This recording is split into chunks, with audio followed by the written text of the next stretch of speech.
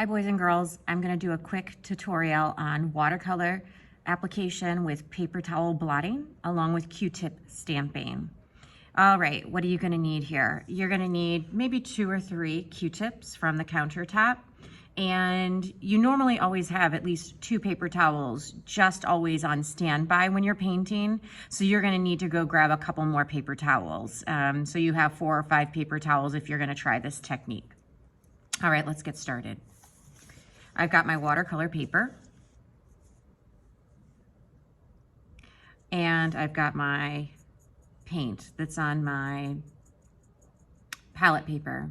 I'm actually going to do some color mixing right here on my palette paper.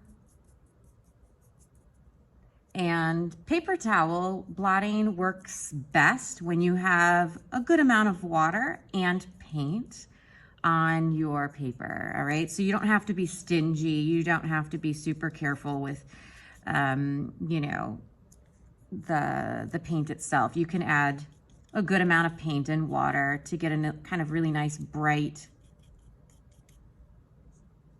application. You can mix directly onto the paper, or you can mix on the palette paper. I'm gonna go ahead and grab my paper towels, and I'm gonna go ahead and just rip them in half, and then I'm gonna scrunch them like this into a ball, and then I hold it as if I'm almost stamping, and I begin blotting. It creates this really sort of beautiful wrinkled sort of technique, and I use it quite often. I really highly recommend it. When you get really close, it can be just a really beautiful mark opportunity. I'm also going to show you Q-tip stamping, so I'm going to set this to the side for a moment. All right, so for Q-tip stamping, you're going to do just as the description says. You're going to be taking your Q-tip and stamping directly onto the paper.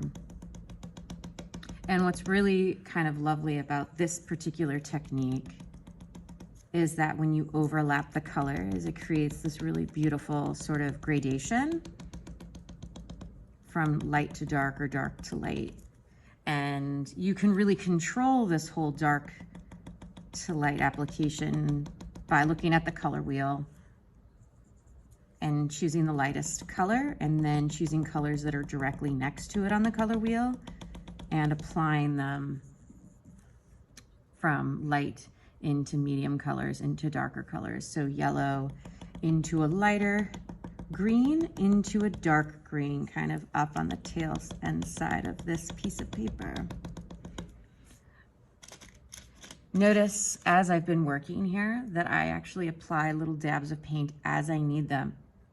It's so much better to add a little bit of paint a little bit at a time than to just have these huge globs of paint that you then might end up having to throw in the trash because you didn't have time to use all of it before the end of class. So please be careful in the amount of paint you use.